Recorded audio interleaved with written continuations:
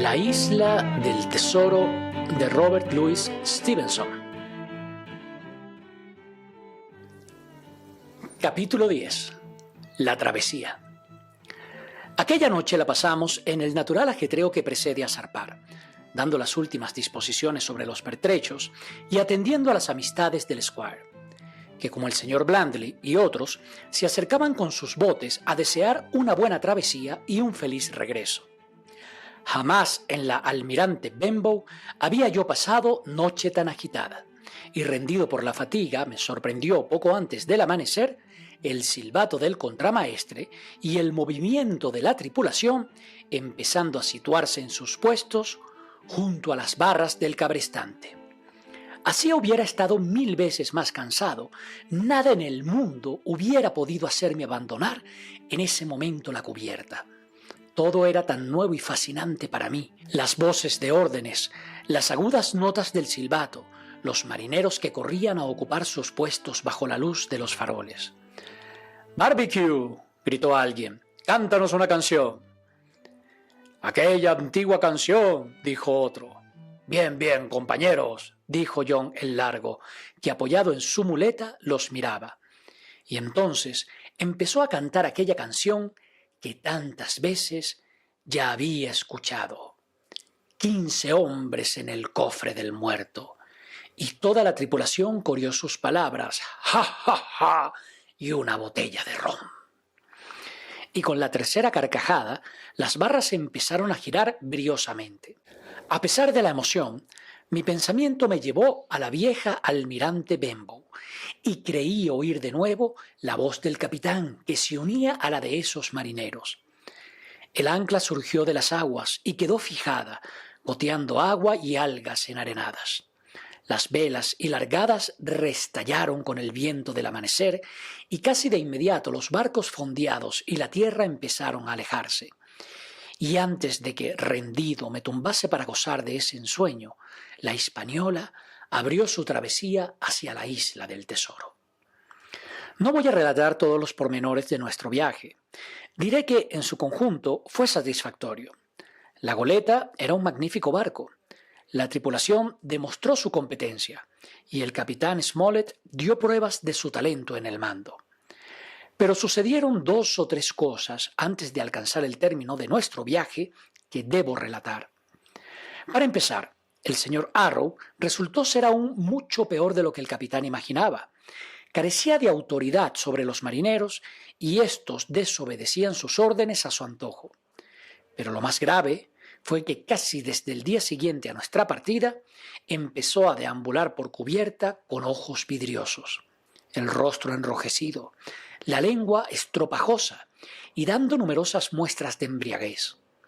Una vez y otra se le ordenó el arresto en su camarote, lo que dio lugar a bochornosas situaciones, pero todo fue inútil, pues continuó emborrachándose sin cesar y cuando no se encontraba amodorrado en su litera, se le veía dar trompicones por la cubierta.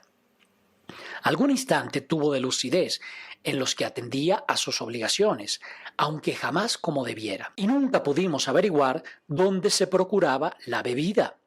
Ese fue el misterio del barco. Por mucho que lo vigilábamos, no lográbamos dar con su escondite. Y, cuando incluso se le llegó a preguntar con toda franqueza, se limitó a sonreír, si estaba borracho o a negar si sobrio, solemnemente que hubiese bebido más que agua. Si resultó inútil como oficial y su presencia constituía el peor ejemplo para la tripulación, con todo lo más grave es que aquel camino lo llevaba rápidamente a un fin desdichado. Y así nadie se sorprendió cuando en una noche sin luna, con la mar de frente y marejada, desapareció para siempre, arrastrado por las olas. «Se lo había buscado», dijo el capitán. «Bien, caballeros. Nos ha evitado tener que engrilletarlo en el sollado. Pero el hecho es que nos habíamos quedado sin piloto. Y así no hubo otro medio que ascender de grado a otro de los tripulantes. El contramaestre, Job Anderson, era el más indicado de cuantos íbamos a bordo. Y, aún conservando su categoría, empezó a desempeñar el oficio de segundo. El señor Trelawney, que como he referido ya había viajado mucho con anterioridad y poseía notables conocimientos como navegante, también desempeñó un buen papel en aquellas circunstancias, llegando incluso a prestar guardias en días serenos.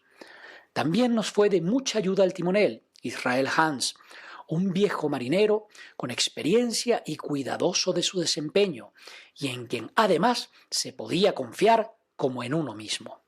Hans era el amigo más cercano de John Silver el Largo, del cual ya es hora que hable, nuestro cocinero. Barbecue, como le llamaban los otros tripulantes. Desde que subió a bordo, y para moverse con mayor soltura, había sujetado su muleta al brazo con una correa que ataba a su cuello, lo que le permitía usar ambas manos. Era admirable verlo cómo atendía a sus guisos apoyando el pie de la muleta contra un mamparo, lo que le daba el mejor sostén ante el bandear de la goleta. Y más aún contemplar su paso por la cubierta en medio de los más recios temporales. Para ayudarse, había amarrado unas guindalesas que lo defendían en los tramos más abiertos. Empuñaduras de John, las apodaron los marineros, y en asiéndose a ellas volaba de un sitio a otro, lo mismo usando su muleta que arrastrándola, con la misma prestancia que otro de piernas vigorosas.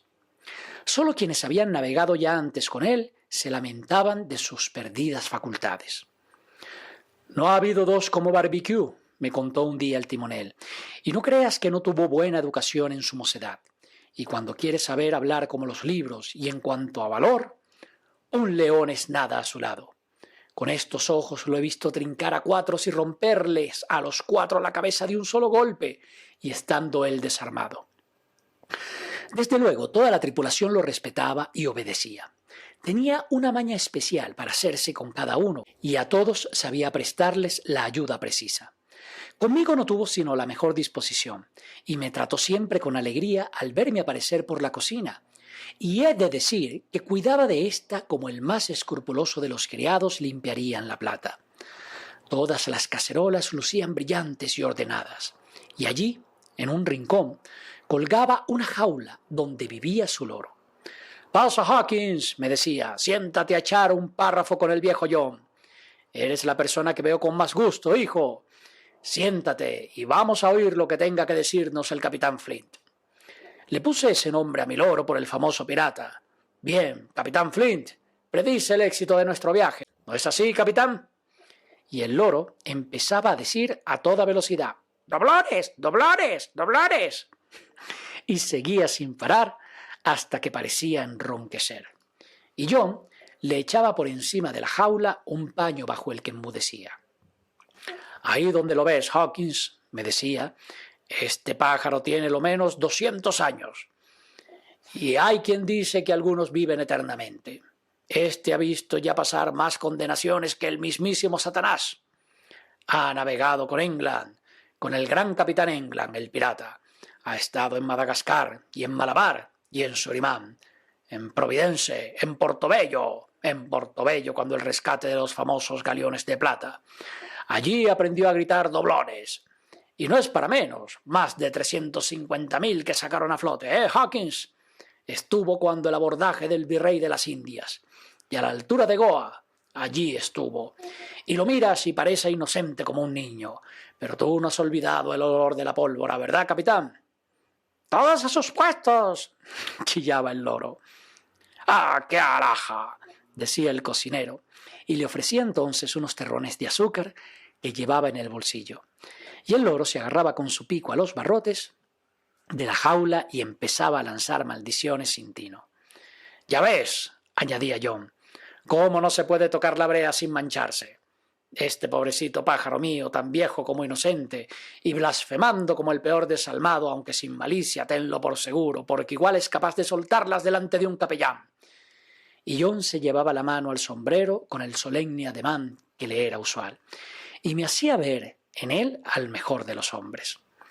Entretanto, las relaciones entre el Squire y el capitán Smollett continuaban siendo tirantes. El Squire no trataba de disimular su desprecio por el capitán, y éste, por su parte, tan solo se le dirigía para responder a alguna cuestión, y aun así, con secas, firmes y escasas palabras. En algún momento reconoció haberse equivocado con respecto a la tripulación y que ciertos marineros eran tan diligentes como él deseaba, y hasta que en su conjunto todos se portaban bastante aceptable. En cuanto a la goleta, le había cobrado un verdadero afecto. «Se ciñe mejor de lo que uno podría esperar hasta de su propia esposa», solía repetir. «Pero sigo pensando que esta travesía no termina de gustarme y que aún no estamos de regreso». El squire, cuando oía estas palabras, acostumbraba a volver ostentosamente la espalda y recorrer la cubierta a grandes zancadas, mientras murmuraba entre dientes: «Una estupidez más y estallaré».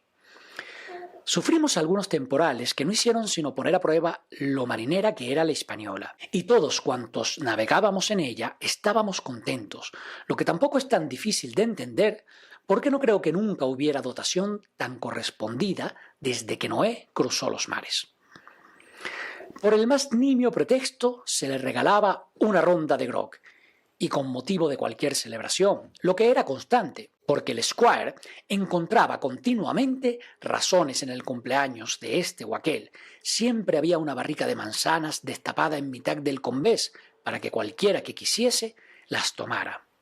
«Nunca he visto que este comportamiento lleve a ningún buen puerto», decía el capitán al doctor Livesey. «Así se echa a perder a la tripulación, ya lo veréis». Y fue precisamente del barril de manzanas de donde vino nuestra salvación. Pues a no ser por él, no hubiéramos tenido aviso alguno del peligro en que nos encontrábamos, y todos hubiéramos perecido a manos de la traición. Así fue como sucedió. Navegábamos ya con los vientos alisios que nos conducían hacia la isla. Como el lector conoce, he prometido no dar ningún dato sobre su posición, y nuestro rumbo hacía inminente su aparición, que noche y día aguardaban los vigías. Según nuestros cálculos, aquella noche, o lo más tardar antes del mediodía siguiente, debíamos divisarla. Llevábamos rumbo SSO, y con una brisa firme de costado y la mar estaba en calma, hundiendo majestuosa su bauprés en las olas y levantando un abanico de espuma.